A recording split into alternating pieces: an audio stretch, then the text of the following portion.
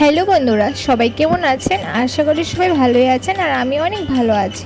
তো আমি আজকে চলে গেছি তোমাদের দাদার বাড়িতে। অ্যাকচুয়ালি ও অফিসের চাপে নিজের শার্ট প্যান্ট এগুলো কিছু ধোয়ার সময়ই পায় না। তো আজকে চলে গেছি ওর বাড়িতে, গিয়ে আমি সবগুলো শার্ট প্যান্ট যেগুলো নোংরা আছে আমি সবগুলো ধুয়ে দিয়েছি।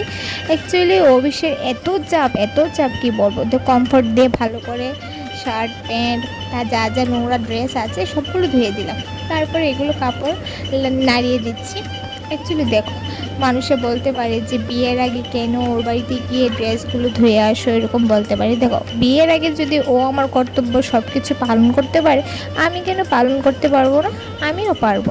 তো এসব না করে, এসব চিন্তায় কিছুই করিনি, আমি চলে গেছি, গিয়ে এগুলো কাজ সেরে আসলাম। তো ভিডিওটা ভালো লাগলে অবশ্যই লাইক করতে ভুলবে না। বাই।